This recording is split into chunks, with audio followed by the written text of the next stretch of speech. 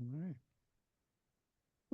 Good afternoon, everyone. My name is Regia Gamble, and I am the Senior Associate Director of Alumni Relations here at UMass Lowell. And I am looking forward to a wonderful discussion with Professor Williams, as he's going to share a lot of great insight. And I think it'll be a wonderful conversation and discussion and presentation this afternoon as he talks about In the Shadow of the Beatles, coming of a musical age after the breakup. And just to provide a brief overview, just a little insight and history, Professor Allen, he has so much authority and very popular in the music industry over the years. He is an expert on songwriting, music performance, and a lot more I can talk about. He was a professor chair. He's a professor and was chair of the music department at one time. So I am going to turn it over now to an industry expert, and Professor Allen, the room is yours. Here, Regent. Welcome, everybody. Uh, yeah, the word expert is not something that I tend to use to describe myself. Nonetheless, here we are. Thanks, everybody, for logging on. Hoping that what I have to say might be of interest, and then there definitely will be some time to talk about it. So, before I dive into the actual topic, I'm just going to give you a quick heads up as to where I'm talking to you from. This is a space that we have in the music building that's specifically set up for live performance and live streaming events. It's called the Red Velvet. Perhaps you can guess why. And so I've set dressed rather than had a big slideshow presentation. This is behind me a lifetime's worth of accumulated Beetle product. And as I lugged it up from my office, I was thinking, I'm really proud of this and a little bit ashamed at the same time. So anyway, let's start. I think when you talk about the Beatles, and I do this in a history of rock course, um, it's impossible to talk about them as simply another set of musicians. Their impact culturally is so deep and often has nothing to do with music per se that I have yet to have this happen, but one day it will happen. But so far, every time I launch a Beatles lecture in history of rock, I can project maybe the Meet the Beatles album cover and say, is there anybody here who can't name these people? And they'll all say the Beatles. And I say, okay, do you know their names? And so far, everyone can still name at least their first names. The John Paul George Ringo phrase is something now that's almost like passed on in our DNA.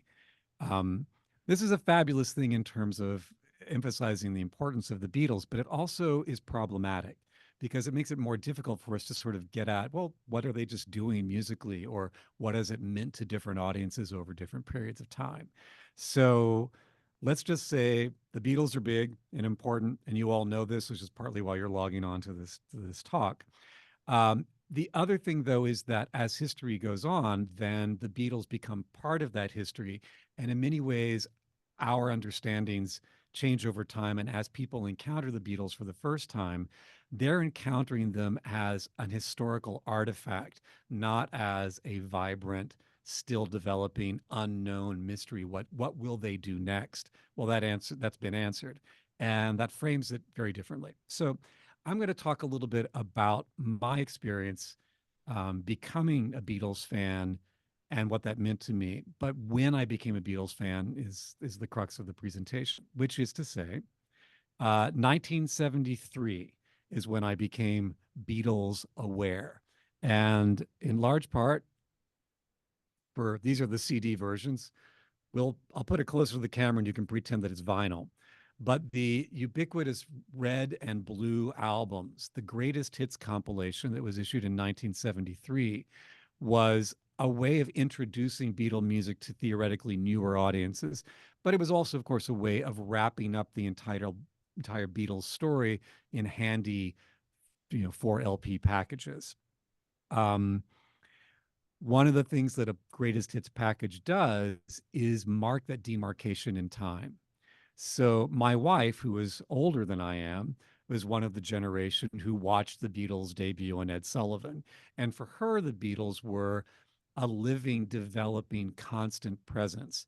Um, she didn't need to make distinctions between various periods in Beatledom because they hadn't yet happened. But for me, I'm getting these records and trying to make sense of how I Am the Walrus and Love Me Do are by the same band. And as one begins to study that music, what at first appeared to be just incomprehensible gaps, we start to hear some of the through lines and some of the connections. And that became really informative into terms of how I felt about the music. The other thing about the Red and Blues is that they took a whole body of work and distilled it down to what I think, at least for a time, kind of became the canonical songs. So some of the big ones, of course, I Want to Hold Your Hand is in there, and Let It Be is in there, and tracks from Sergeant Pepper's Lonely Hearts Club Band are on there. Uh, Beatles historians have noted the really fairly sparse amount of tracks from Revolver, which in later periods was deemed one of the Beatles' best albums. But when this set came out, it was kind of undervalued. And so, as someone coming to the Beatles via this collection, my familiarity with that period in their development is smaller than in other periods that were emphasized by the compilation. Um, so I will get into some really interesting little bits about technology in regard to that. The other thing that the Red and Blues do is establish a pattern in how the Beatles' history becomes marketed and remarketed and marketed again to successive generations. And I find that from an industry standpoint, um, the strategies for marketing and identifying potential audiences reveals a lot about the history of the music industry over time, the 70s, 80s, 90s, aughts to today, because there have been shifts in how Beatles have been marketed, and we'll look at some of that this afternoon. Okay, so my personal identity, and then we'll get into how a sort of weaving of that and history of the Beatles at the same time. Um, One of the things that encountering the Beatles did for me, I was already a budding musician, taking piano lessons and thinking about music. But of course, taking piano lessons meant reading Bach two-part inventions and learning how notes and piano worked. For me, encountering Beatles music was a way of learning music through recordings rather than as notated music. And for me, for a long time, I view those as completely different aspects. They had, in fact, nothing in common that I could perceive of. So one of the things that Beatle music did for me was not only let me think about music differently, but certainly highlight the medium that I was hearing their music through a recording. And at first, I didn't question what recordings were. That's just how you got to access the music. But with repeated listenings, I think a lot of us probably said, like, well, how was that sound made? Why does it sound like that? And it imparted a curiosity about recordings and the technology and approaches that musicians made towards making them that in the 1970s was something that one had to kind of sleuth on their own, mostly through their own critical analysis, a lot of guesswork, and maybe coming into contact with 1970s recording technology, and then trying to figure out how that might have related to the Beatles' work. So for me, it instilled an interest in popular music and an interest in recording technology. A little bit later, after I got past the Red and Blues, I thought, I know that this music comes from full length albums. And so the obsessive in me decided that I had to, of course, get my hands on all of the Beatles' work, and that meant acquiring the Beatle albums. So, if you all know much about Beatles marketing, you know that the Beatles recordings in the United States up until 1967 were not exactly the same as the Beatles recordings issued in the UK and elsewhere. So, I bought albums like Meet the Beatles and the Beatles' second album and Beatles 65 and Beatles 6. Whereas I should have been buying records like Please Please Me with the Beatles, um, uh, Hard Day's Night, etc. Um, so buying American versions of this stuff a little bit warped my mind just in terms of what the canon looked like. Because the practice in the United States was to pull tracks from existing Beatle records and put out more albums with less music on album. What way to make to maximize profit? So a lot of folks who grew up with the American versions of Beatle albums have a soundtrack in their head of a sequencing songs that follow the next song. And that's not the same as what you would have acquired in the UK. Eventually, as a music collector, and by the way, here it is, somewhere in this pile of vinyl, I end up with, yeah, like a British pressing of A Hard Day's Night, which is different from the American one. Um, and began to compare US and British pressings, wondering why there were differences, wondering why groups of songs were not considered an album. They were just considered songs that you could pull together and haphazardly, as if you were doing some sort of Spotify random playlist now, pull their tracks together. Um, so I had to learn about distinctions in industry, approaches to industry, why companies were treating the product this way. And then maybe coming back to why those red and blue albums were different from what I might have expected had I grown up with all these other albums. I also became, as I say, a record collector. And this began to tell me much more about how music industry, specifically the recording industry, worked just in terms of distribution of records. I grew up in a small city in North Carolina that didn't have a large record store. It had a store in a mall, and I could find the red and blue records there, but I couldn't necessarily find all the Beatle albums, and I definitely couldn't find the British pressing. So once a year, my family would drive to Atlanta, Georgia, so I could visit the Peaches in downtown Atlanta and buy these import pressings or buy. I became a Apple Records collector. Every Apple record that they issued, not just Beatle product, but anything on their label, I bought. And I became a collector who then had fan lists and record auction lists and I sort of became aware of the fact that music might have an underground, a DIY network of weird nerds and enthusiasts. This is happening simultaneously to the emergence of punk music and a whole DIY network of people that celebrated that music and that culture. So I was doing very much what was happening in punk, only I was doing it about this washed up, outdated, defunct band.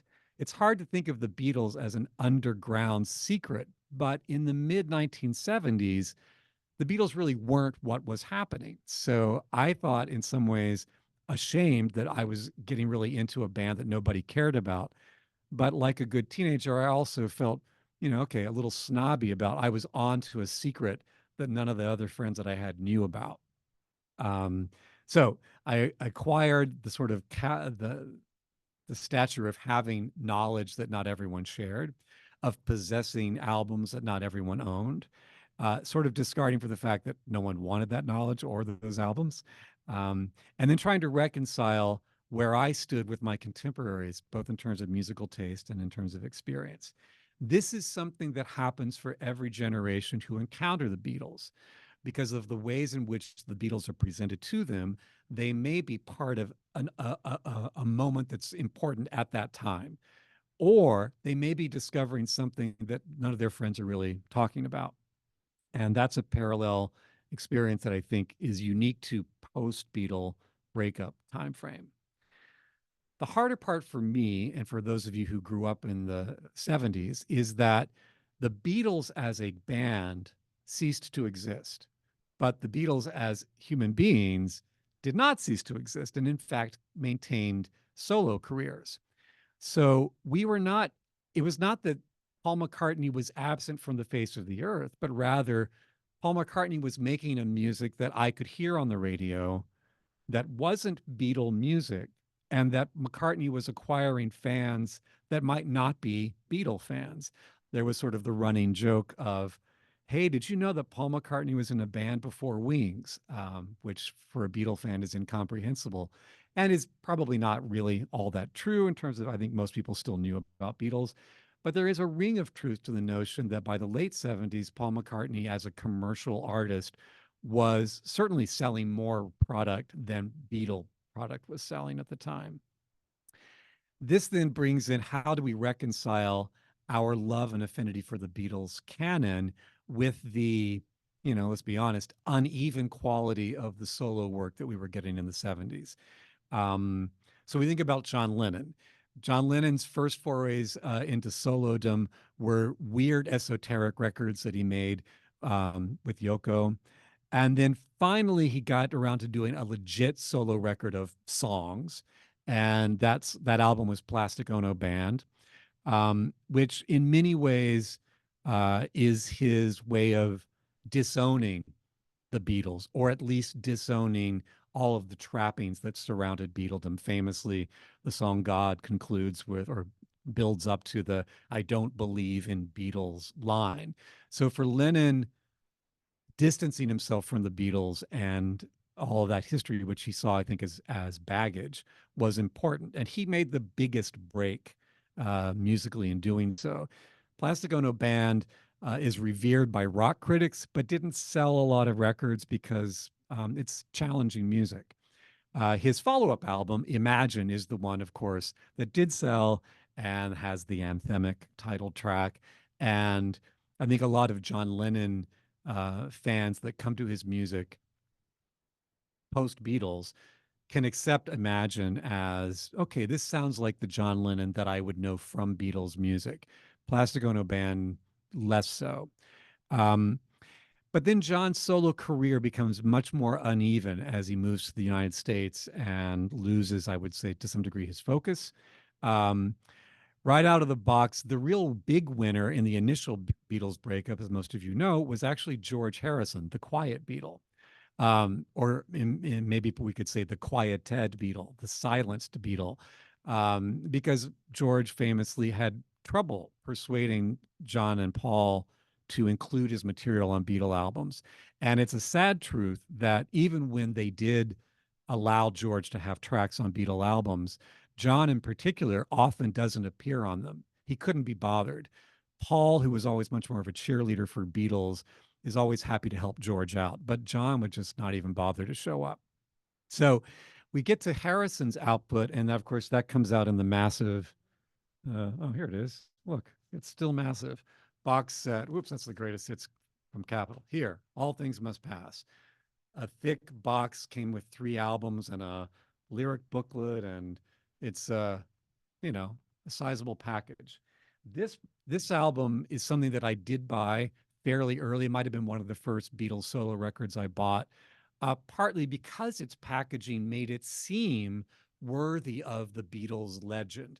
If the Beatles are something that are now, carved in stone, big statues, a mausoleum to Beatles, then a big box from a Beatles seemed the appropriate way to sell the music. Um, and All Things Must Pass had big hit records, My Sweet Lord, what is my life, um, that got Harrison on the radio and made him contemporary and relevant, at least in 1970. Um, McCartney struggled. McCartney sold more than people give him credit for, but rock critics, and in retrospect, we understand that to some degree, rock critics under the editorship of Jan Winter at Rolling Stone kind of had it out for Paul. So even though Paul's having hits on the radio, he's not being taken seriously, unlike John Lennon, who puts out a challenging record like Plastic Ono Band. So all through the 1970s, Paul never goes away. He's on the radio. But at the same time, when I bought the Red and Blue albums, his prior solo album was Red Rose Speedway, and its big hit was My Love, which is this very, for want of a better word, schlocky love song with the big orchestra and the whoa, whoa, whoa, whoas. And it seemed a million miles away from Beatles' energy and relevancy. Um, shortly after the issue of those blue and green sets, Band on the Run began to take off, was issued, and throughout 1974, balanced the McCartney of pop radio singles with the McCartney of maybe he's still a viable artist. For me, Band on the Run is the record that played on the jukebox at the pool, at the community pool. So it was just summer music, chlorine and Lay's potato chips and Band on the Run. That's, how I came into it. It didn't seem like art, serious music to me. And throughout the 1970s, I had to reconcile that fact with the, as I think most Beatle fans do, whether they want to admit it or not, we do develop a personal favorite. And while rock critics told me that John Lennon was supposed to be my personal favorite, and in later decades, the sort of rethink of Beatles would tell you actually George Harrison should be your favorite, it was always Paul. I liked Paul's stuff in the Beatles, and I had to be challenged with what I thought about Paul's stuff post Beatles. In my heart of hearts, I actually don't hate My Love the way I might publicly say that I hate My Love. And I grew to really like a lot of McCartney's solo records. In later decades, I would find myself having to defend the Paul McCartney solo career in ways that I never had to defend the Beatles. You could say, yes, the Beatles are perhaps overpraised, overvalued, maybe less relevant to someone who's 25 years old today, but I don't have to defend that they have some value.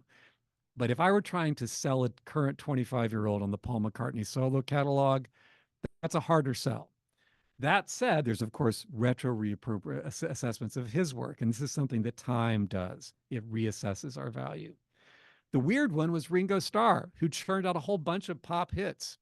No one thought Ringo was going to be any success, and Ringo, for a little while, was outselling all the solo Beatles. Ringo would, of course, develop the parallel careers in film and television and kind of the ubiquitous Ringo personality. There are generations who only know Ringo as the narrator of Thomas the Tank, the little train set thing. There are people who know Ringo through whatever weird appearances he may have made on TV. Um, and yet he still has the Beatle Association. All right. As a musician in the 1970s, what did that do for me? Well, it's not that Beatle esque music disappeared. In other words, in the 1960s, there's a lot of music that sounds like the Beatles that isn't the Beatles. That's made by people who are essentially peers of the Beatles, who are checking out the new Beatle record, trying to learn from it, and trying to make music that seems related to it. So whether you want to accuse the Stones of trying to copy the Beatles up until about Beggar's Banquet, and I think a case can be made, or the Who, or any number of acts. By the time we get to the 70s, the Beatles no longer exist, but their influence is still so deeply ingrained in 70s pop music makers that it's hard to say that Elton John or Queen or Electric Light Orchestra have no connection to Beatles. They sound not unlike the Beatles. So the radio dominant music of the 70s, at least through the mid 70s, before we get to disco, is Beatle esque often. Even bands like Zeppelin, who are dominating album charts and album radio, they're not really getting played on pop radio. So the harder edged rock sound isn't yet as radio dominant as it might be in terms of album sales.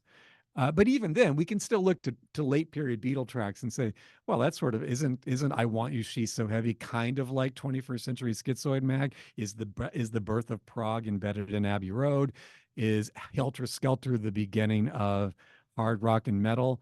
It's arguable, but it's arguable. It there's a case that can be made. Um, but in the 70s, it was impossible to escape music that was informed by Beatles without necessarily being Beatles. So as I come of age as a musician and think about what does it mean to write a song or to play a piano in a pop song, can I avoid Elton John? He's the guy that's on the radio playing the piano and making songs. So no. Am I learning my Beatle DNA through Elton John? Well, no, because I have the blue and red records and now I've become an obsessive collector. But Elton John pop record, pop music still makes sense to a Beatle fan. In many ways, disco is the demarcation point, and punk, though in the United States, punk far less relevant, um, disco more so, making a clear break. This is no longer music that has direct ties to the Beatles' legacy. And if we're talking about punk and you're talking about London Calling, The Clash, phony Beatlemania has bitten the dust, sort of the line in the sand stuff. Um, there was an attempt in many ways to erase the impact and power or dominance of Beatles' work in popular music. That by the time I'm in high school, that stuff is all happening, but it's too late for me. I'm still a Beatle informed musician. Um, what starts to happen is that when we get to that moment of the 70s turning into the 1980s, music has started to change. But the big thing that changes, of course, is the death of John Lennon. The murder of John Lennon in December of 1980 meant that the notion that a Beatle reformation, that maybe the Beatles are taking a pause rather than a full stop, that's gone. When you've lost John Lennon, it permanently makes the Beatles a past entity. They will never be new. They will always be past. Um, and for a lot of the mid 70s, the notion that there might be a reformation meant that people could consider how might the Beatles make music in 1980. Well, we'll never know. That's part of what happens with Lennon's death. The other thing, and I think much to Paul's chagrin, is that by by being murdered by a fan, John Lennon becomes a martyr, and he becomes a martyr for a bygone. It's the end of the '60s happens with the murder of John Lennon, as much as it has to do with leaving the embassy in Saigon or Richard Nixon's Watergate, whatever it is that you want to demarcate the end of '60s. A lot of people point to John Lennon's death as doing that, um, and for musicians, John becomes this sort of hallowed figure who is no longer going to make mediocre pop music on the radio. We're not going to have to excuse John Lennon in a way that, frankly, we were prepping to do. Um, Double Fantasy at the time was a we've waited 5 years for a John Lennon album, and this is it feeling. In retrospect, as it's the last record he issued in his lifetime, it has a different value, and it's hard to escape that. One thing that I do find really interesting about 80s pop music, the emergence of new wave. Once punk sort of recedes in the background and the energy reemerges in new wave, is how many new wave bands look to the Beatles as a source of inspiration. Some ways in sound, some ways in look. So if you think about the skinny tie look or um, hearkening back to the Beatles suits in 1964, or the Beatles haircut that members of Blondie wore. Um, you might have new wave, current contemporary music that's not doing a Beatles tribute or Beatles satire, but is instead drawing on elements of Beatledom for a completely new audience, recontextualized. So you can think about the Knack, My Sharono, gigantic record, where the album is Get the Knack, clearly a pun on Meet the Beatles and the black and white album cover, etc. A band that come of age to some degree in the 1980s, XTC, starts out as a new wave punk informed band, but by the mid 80s have become, I think, in many ways, the first band to become obsessed with a retroactive version of Beatle-esque music. They become 60s oriented, in part from a side project they did called Dukes of Stratosphere, where they parodied mid 60s psychedelic British rock music. But then the parody becomes much more of a heartfelt homage. And that band, I think, held on to Beatles music both as historical artifact, but also something that might still be for them culturally relevant. They didn't have gigantic hits in the 80s, so we can't say they had big relevancy. But by the time we get to the 90s, and especially in Britain, the emergence of so-called Britpop, Oasis, Blur, those sorts of bands, where the Beatles homage is direct. It's a direct reference point, but it's a direct reference point made by people who did not grow up during the Beatles for an audience who did not grow up with the Beatles. I would argue that the emergence of Britpop in the 90s is where we start to discover the audiences that post Beatle marketing have actually created.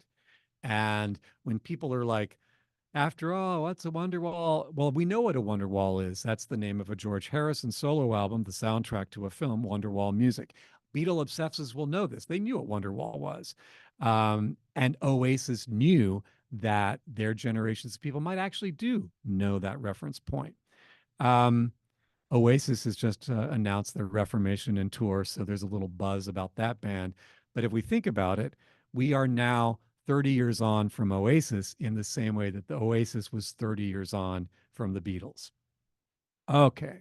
How does Beatle history happen? Well, so I've got all this vinyl and CDs here, but a big part of it happens in book form. And a book that came out. This is the album cover, the the book cover from a UK paperback pressing. It had a different cover, hardback in the States. Is a book called The Complete Beatles Recording Sessions. This came out in the late 80s, and it is a detailed day by day, session by session breakdown of how Beatles albums were recorded. This has really started a whole trend of obsessions about how albums are recorded, how they are made. Books come out about Beatles doing so, books come up about other artists doing so.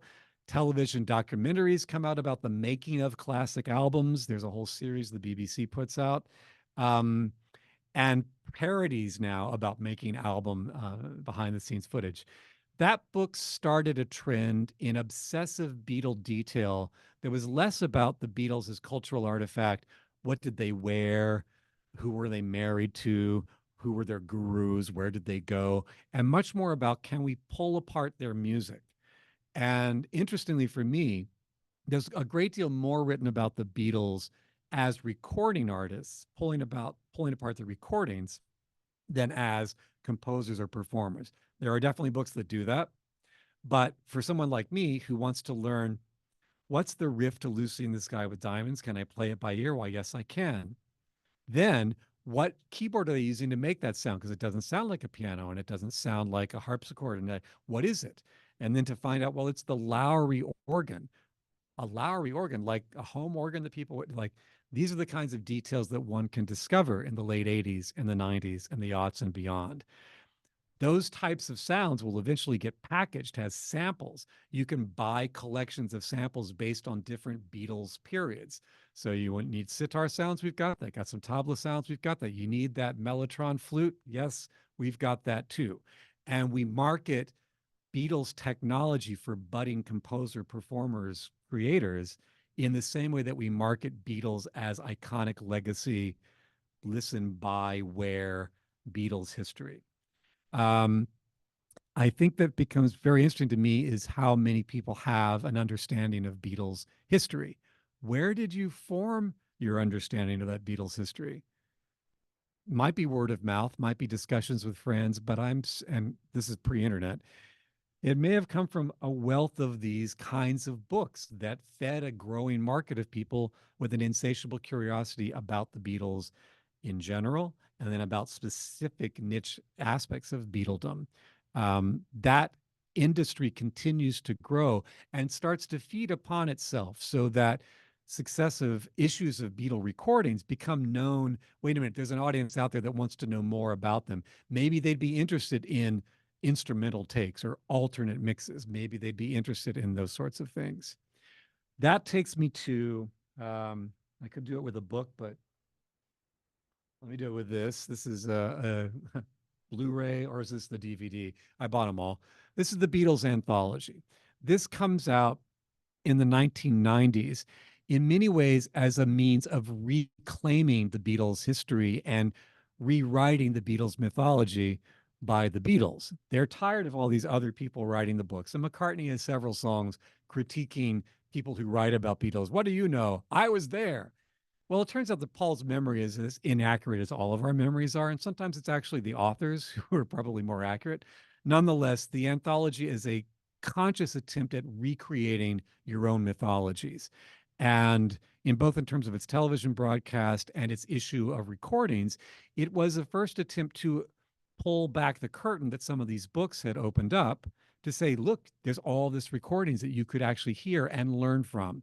And people who are recording engineers are taught about the history of Beatles music and how valuable it is. The person who founded the sound recording program here at UMass Lowell was a Beatle diehard, and all of his publications use Beatles recordings as reference points. He's somebody who could tell you how the records were made before watching the anthology. But now you can watch the anthology and cue up that tape and mute that channel and just solo up John Lennon's vocal and hear, oh, there's tape delay on the track. That's very interesting for some of us who find that stuff interesting. The other thing, of course, that happens with the anthology is the emergence not just of old outtakes, but of a so called new Beatles song. In fact, two new Beatles songs come out in this package. Free as a Bird is the debut single, and it unsurprisingly goes to number one, which makes a new Beatles song in the 90s culturally relevant. Theoretically, if I'm 12 years old and I'm interested on what's getting played at the top of the charts, now I've heard a Beatles song. Maybe I've never heard any Beatles before that. But my introduction to the Beatles might be Free as a Bird. And I ask all of you out there who know the Beatles to ponder what that might be like to someone. Is that something that would then cause one to delve deeper? Or is that something that's like, that's a really weird song that sounds, that has no meaning to me at all. I'm glad that it's no longer on the radio. Let's move on. But the Free as a Bird version of reclaiming dead voices in music would also have a history. We can think about the Nat King Cole, Natalie Cole duet album, the notion that people might resurrect dead people's music and make it somehow new again. Well, we can blame the Beatles for that one too. And we see that continue to this day. So I've sometimes referred to that as like necrophonia or something, but at any rate. Um, Another marketing iteration for introduction of the Beatles is the video game Rock Band, which was sort of an offshoot of Guitar Hero. I'm of an age where video games are post my free time. I didn't grow up with time on my hands to play video games. I have a job by then. But of course, several generations grow up with video gaming as their primary form of entertainment. And so video games like Guitar Hero and Rock Band in some ways are often introducing music making as an act to a lot of people. So for them, the notion that you have a plastic guitar with a button on it is your first introduction to a musical instrument. And all the guitar players out there are screaming, that's not a guitar. And they're right, it's not. It's a controller in the shape of a guitar, but it is not a musical instrument. And there are a number of people who developed an interest in music making from playing those types of video games. And as a byproduct, may have in fact be introduced to the Beatles catalog. As I was introduced in this red blue out of context offering of their material. Likewise, people that come to the Beatles through Rock Band are coming to a select set of Beatles tracks and are participating in learning and making music out of context, but nonetheless, they know the songs. And when I teach history of rock, it's not uncommon for me to have a lot of folks who know the songs that were part of Rock Band and don't know anything else from the Beatles. A lot of people would look at that as a negative, but I view it as simply another entry point for people engaging with this music. And of course, it doesn't happen by accident. It happens by a lot of industry people negotiating the rights to the monetary value of Beatles tracks, etc. Um, so that Rock Band didn't just license one Beatles track, they were going to have to license a whole pile of Beatles tracks, pay a lot of money for them, and then use that marketing to say, get the Beatles version of Rock Band. And that may be a selling point. The post Beatles Apple Records entity has gotten, I think, very good at how to package and repackage old music in new contexts. Another version of making that history relevant in the marketplace came about. I was just talking with a faculty member in the hallway. The Cirque du Soleil collaboration, Love, where people fly around on trapezes to Beatles soundtrack music.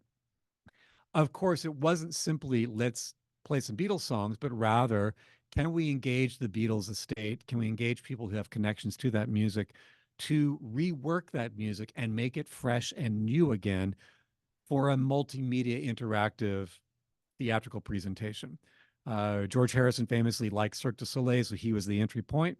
He didn't really live to see the collaboration, but Yoko and Paul and Ringo were happy to be a part of it because it was another way of repositioning their legacy in a new way. I don't believe that Cirque du Soleil is a kind of experience that appeals to 4-year-olds or to 12-year-olds today necessarily, but it appealed to older folks who knew the Beatles music, but now they could access it also in a fresh way. For me, something like Love and to some degree Rock Band is a way for older Beatles fans to find the same energy that newer Beatles fans did. Okay, so there's that sort of thing. Let's also talk a little bit about the second iteration of reworking the Beatles, a little more recent one, and that's the Beatles Get Back project that they did with Peter Jackson, the Lord of the Rings director. This is a way for the Beatles to remake Let It Be, which was already in essence a repackaging of music by a band that had already died. Let It Be just came out before we were telling the people that they were died, but Let It Be was the announcement. Hello, here's the last Beatles album. Get Back wants to repackage that and reframe it to say your experience of that music through the film and album Let It Be is misleading. This is really what it was like. We can argue whether that's in fact really true, since a lot of technology goes into making this what it is, and a lot of selective editing goes into reconstructing this alternative narrative. One of the prime drivers for this is getting Paul McCartney off the hook, letting him be a good guy rather than the guy that no one else in the Beatles could deal with, which is what you end up with coming away from Let It Be thinking. So yes, the Beatles were happy, the existing Beatles, the living Beatles, to be a part of this project, and it got a lot of attention. The last version, the more commonly or the more recent one, of course, is These Damned Red and Blues again, this time in expanded versions, in new mix versions, and of course, with yet another dead song come to life. So the single Now and Then, which now is the last Beatles single to be issued, utilizes some of the technology developed by Peter Jackson's crew to firm up Get Back, and yet again, repackages the Beatles' history a little different. Can we change the mixes to make them sound compatible with what's streaming on Spotify? Can we repackage the Beatles music to make it appeal to people who have not grown up with the mythologies? But I would also argue that the relative brief impact that these reissues and that Now and Then had is maybe an indication that the repackaging of Beatles is also coming to an end. That in many ways we will stop rewriting Beatles history and simply let Beatles history settle into something that can be discovered but doesn't have to be discovered by music audiences and by budding musicians. All right, I have just about come up to my time.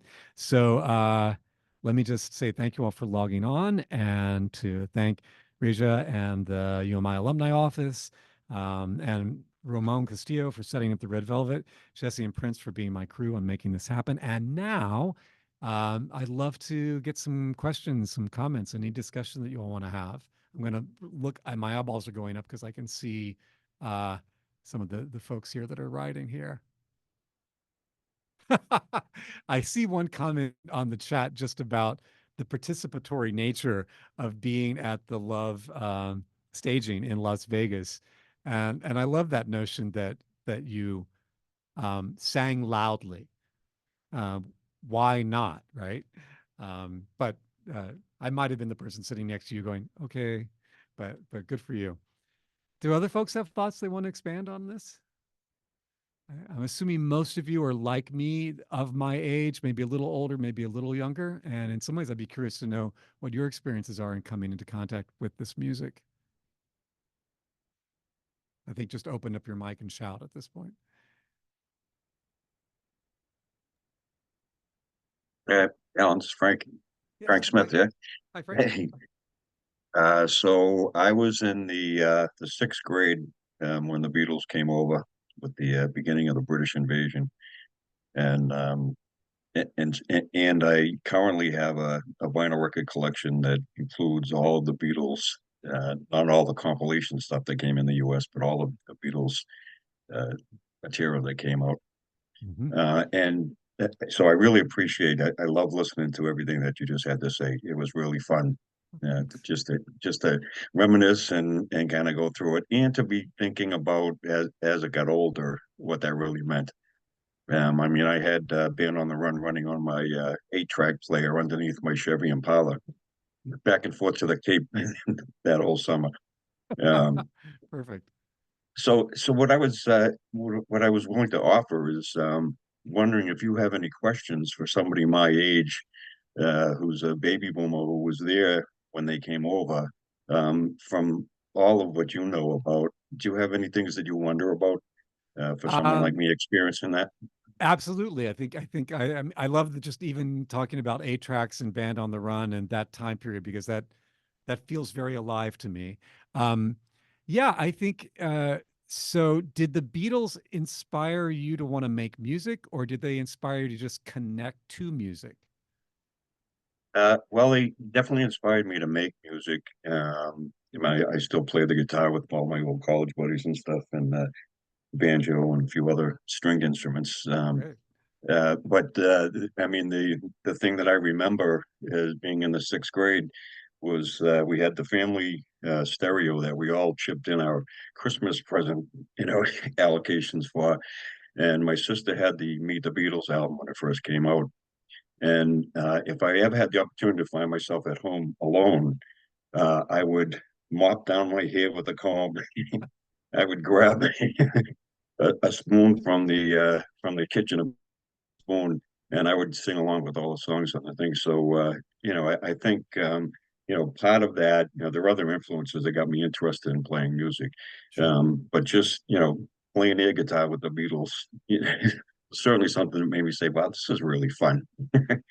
I think that's part of what's I see people having fun while listening to the Beatles. You cut to the audience at Sullivan and the screams and the pandemonium and the descriptions that people have, like you've had of, dancing and playing around and miming to it. It's an energy that's one generation removed from me because it's always through I'm watching footage, but I'm not getting Sullivan at me in live time. So I don't feel the zeitgeist of all my neighbors also getting turned on to the Beatles at the same time. My wife, as I say, who's more than a decade older than I am, she has the same time frame experience that you do. So she's describing what it was like to sit with her friends and have her friends screaming at the TV and she's like, "What are you talking? Why? It's just people on It's a like, TV. I don't understand that."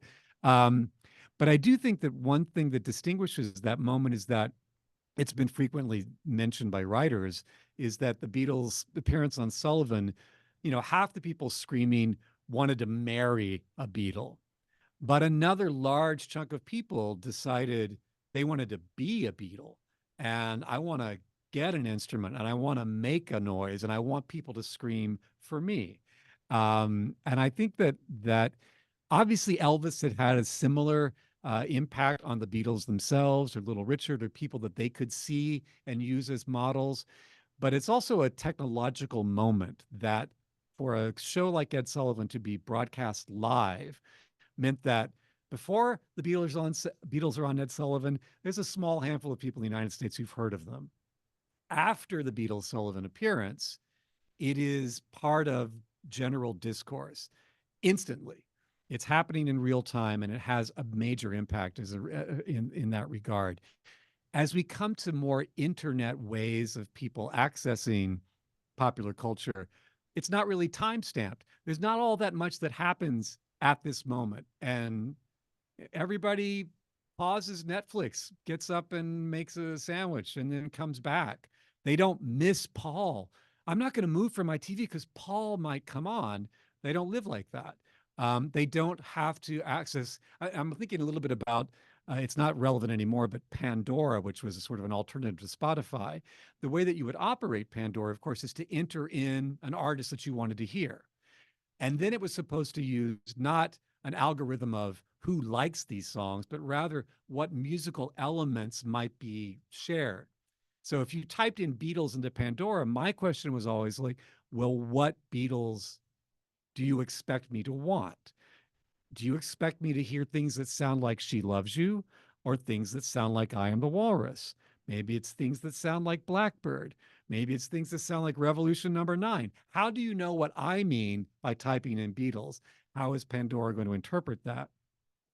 That's a testament in many ways to the breadth of the Beatles catalog and their experimentation, but also to the limitations of how algorithms simply reinforce rather than encourage discovery and difference and difference and difference and difference. I think that is partly why I have a feeling that Beatles' impact will become greatly diminished over the next 10 years. Because if you like the Beatles, you'll hear the Beatles. But if you like other music, you may never end up hearing the Beatles because the algorithms won't direct them to you.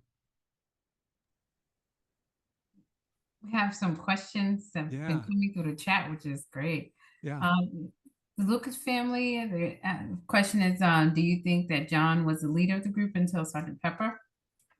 Yeah. I think John was always the leader of the group. Yes, they've talked about his sort of abdicating under the influence of LSD, sort of ceasing to be even a full sort of a full present mind at the time.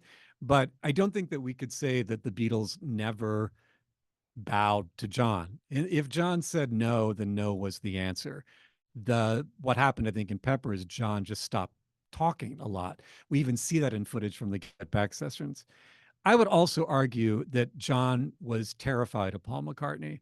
And he has said, I was faced with this great question: do I retain control and leadership and not let this guy in, or do I improve everything by letting someone who's clearly in many ways a musical superior to me? The guy can do things that I can't do, and that's a dangerous thing for a type A personality.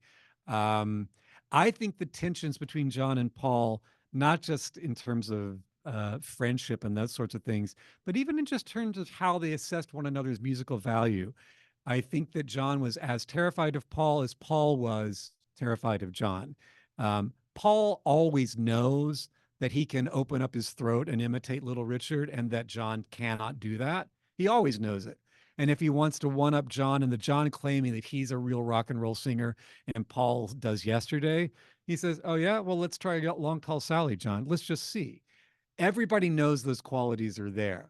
So I think in many ways, the Beatles look to John as the final vote, but they look to Paul for the bulk of what are they going to actually do. So you have to kind of give it up to, I would also give it up to Paul for just being an all round player. He's there to help everyone. Um, John will champion Ringo, but he won't show up to his sessions either. I think, it's telling how much musical input Paul puts into a George Harrison song in a way that John doesn't. To me, that's a different type of leadership, I guess. There's some great comments, and I think people, alumni, are walking down memory lane through this conversation in regards to kind of having a chance to watch the Beatles and be a part of that time period, which is wonderful. It's really interesting to just see some of the comments and as alumni just share some memories. A question from Nancy is, can you talk about the Beatles tribute bands? Absolutely. An incredible simulation. Uh, in many ways, we look to the Beatles as the birth of tribute bands because the stage show Beatlemania in the mid 70s sort of made the notion that one could dress up like and then perform the music of somebody else, and people would buy a ticket to see imitators. That just seems crazy. But Beatlemania proved to be an effective economic driver. Um, and so it showed that there's money to be made. It also showed that as a musician, if you happen to be a Beatles fan, maybe you could be a part of Beatles tribute worlds.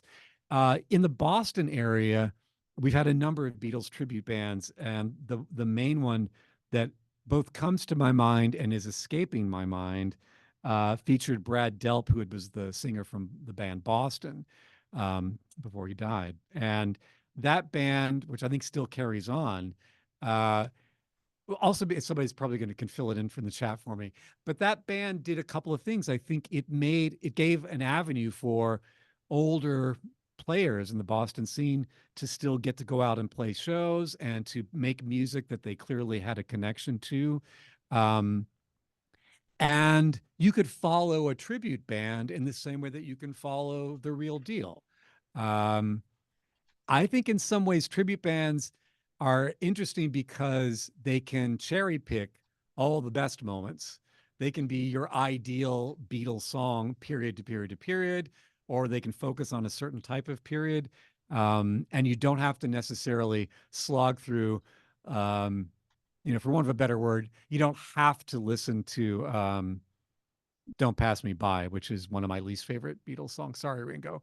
But it's on my favorite Beatle album, and it's my least favorite track on the album. So you can cherry pick. I think tribute bands, and for those of you who aren't aware, I oversee something that might be accused of being a tribute band here. We have what I call album ensembles, where we select an artist and perform entire albums one semester and then another semester. We've made full-length videos of those things. Go find them. I'm really proud of them. But I think you could argue, are we training our musicians to be tribute bands, to be unoriginal?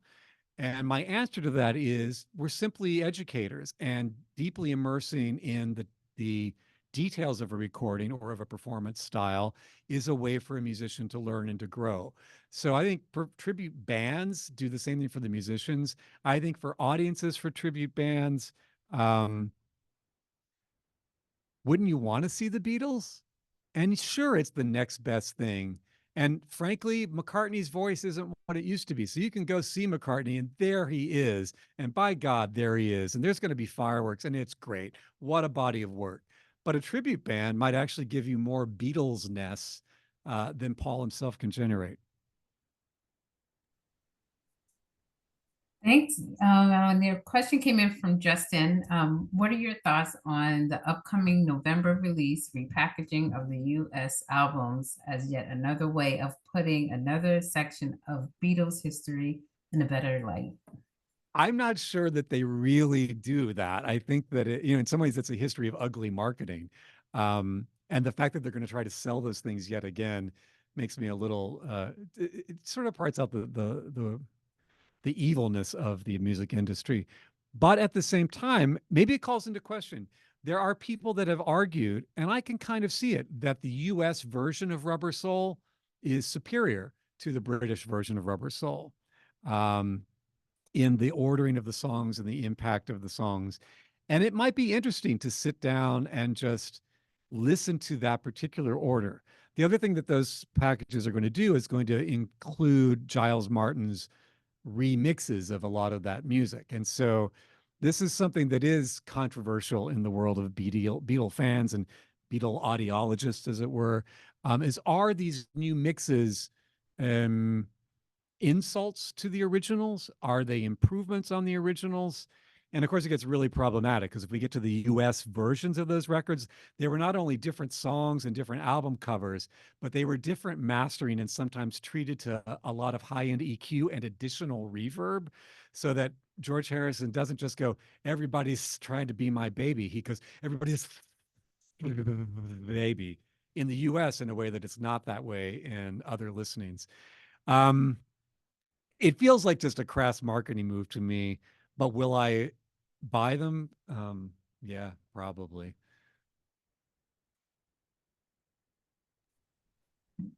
I'm going to Kevin question. Can you comment about St. Pepper's influence on other bands who produce thematic albums? Sure. I mean, so history does not give the Beatles credit for inventing the concept album. And many people, Harrison and Lennon, have said it's not a concept album. We kind of came up with the concept after the fact. So it's more a concept packaging than it is musically. And okay, yes, there's the reprise of Sergeant Pepper, but they kind of felt like it wasn't all that much of a concept in a way that by the time we get to the Who and Tommy, it's clearly a through line concept. But the Pretty Things had done SF Sorrow. The Who themselves had done little mini rock operas. The notion of a through line narrative was not invented by the Beatles. But what Sergeant Pepper does is say the Beatles are the biggest band in the world. And that means a lot of people are going to engage with this music that probably aren't engaging with the Pretty Things or even the Who. And for a lot of audiences and a lot of musicians who have described their encounter with Sergeant Pepper, um, Robert Fripp, who I gave a little talk I saw recently or in the last few years, describes what it was like for him to have Sergeant Pepper. He's listening to it on the radio while he's driving, and to hear its through line for him, the creativity, it opened up all sorts of avenues of thinking about music that hadn't occurred to him before. And that once you've opened those doors, you never really fully go back. I'm not sure that Pepper is important for concept and through line narrative as it is for a celebration of a breadth of musical and sonic experimentation. When I first bought Sergeant Pepper, the George Harrison Within You Without You cut, I was like, oh God, it's so long and slow, and let's get to something with a beat or get to something with weird sounds. But for me now, Within You Without You is clearly the best song on the record, other than A Day in the Life, partly because it puts together ideas and incorporates, it infuses Hindustani classical Indian traditions with Western music classical traditions. I think George Martin's orchestration is stunning in its ability to bridge some of those gaps. And if we look at filmy music, the sort of Indian pop music history stuff, some of his stuff he's kind of stealing from the way orchestrators would work with early 60s versions of pop music in India, but he's doing it in a way that also speaks to contemporary classical music. And I find that Pepper still resonates because even if they didn't know what they were doing, they kept stumbling onto stuff that worked. And I think in retrospect, we can sort of see why it worked. But so I'm a big Pepper fan, but less so for its concept than for its individual elements. Okay, this last question Yeah. from Thomas. Thank you. And Now and Then was a new way to look at the Beatles and broke the ice at some functions I had to attend this summer. Did Interesting. you hear the new Beatles songs? I'm sorry, can you say that one more time, Rich? I just lost the last part. Can we hear the new Beatles songs? Had you heard the new Beatles songs? Have I heard the new Beatles songs? Yes. Only now and then. I haven't heard anything else that may be kicking around. I've heard the remixes that come with the red and blue packages, which I think is what they're going to draw on when they expand the albums as well. But I'm curious, what was your take on Now and Then? Did you like that? Whoever wanted to log on, if you want to chat it or open up a mic. Um, Okay, yeah, I did like the music, but I was only making like a little bit of a comment, not a question. It was, I had a lot of these lunch and learns I had to go to for Jackson Hewitt and meet some new people, meet the people I worked with. So I'm sitting there and I really don't know much about any of them. So I said, hey, did you hear the new Beatles song? And it kind of like broke the ice and people couldn't understand what there's a new Beatles song. You're crazy, dude. It broke the ice. So that's great. And it's because that was a news item, whether you were a music fan or not, you knew something had happened. We were kind of, the word got really out there. So you're a Beatle fan or a music fan, and you'd actually heard Now and Then. So you're asking the question, I assume, right? But had other people actually heard it? not many, but I was lucky enough to call it up on my phone. I was able to download it on YouTube and play it for them. Yeah, I Because actually, yeah, I like that song. I think they did a really nice job with it. yeah, I did too. And yeah, it was the first thing I did when I heard about the song being recorded. I kept going on to YouTube trying to find it. Right, right. And then finally it's there. Yes. Yeah. It reminds me, I was less impacted by Now and Then than I was by Free as a Bird, because the notion of resurrecting these unheard pieces, uh, Free as a Bird was weird when it came on to me, but then when Harrison's slide solo comes on and you hear all these overdub layers of McCartney and Harrison doing their ooh-ah, that sounded like Beatles to me. It didn't sound like old versus new. It sounded like I was transported to Abbey Road era because kind of harmony singing. And it's maybe the one time in my engagement, excuse me, with Beatles that I felt I was present at the moment that it's happening. And it's maybe as close as I'll ever get to feeling like I was connecting with the Beatles in real time, rather than from a retrospective perspective. Yeah. So cool. Thank you. Yeah. Thank you. Alan, Yes. yeah, this is Charlie Weeks. I have a question. Getting back to tribute bands, have you heard of the group The Analogs Yes. from Norway, I think? Yeah. The Netherlands, I think. So your opinion? I mean, I like the premise. I mean, I just do. I'm sort of emulating that in some ways with the album ensembles that I'm doing. I think the one thing is when we have tribute bands, we sort of feel like the danger is that pop will only continue to eat itself, that it's simply, what if all live music was only tribute bands? And that's not an impossibility. Even here in Lowell, they're at Boarding House Park, they do the Lowell Summer Music Series. And each year there are more and more tribute bands on the schedule, which means less and less concurrent original music. Yes, And but they the analogs take it a step further. I think they don't try to look like the Beatles, but they sure right. do sound like the They Beatles. sound like them. They're paying Yes, attention to that elements. When we do our album ensembles, we don't try to look like uh, King Crimson or sure. Radiohead, but we try to sound like them, and we try to sound like the recording of them. So the analogs are doing exactly what I'm trying to ask our students to do.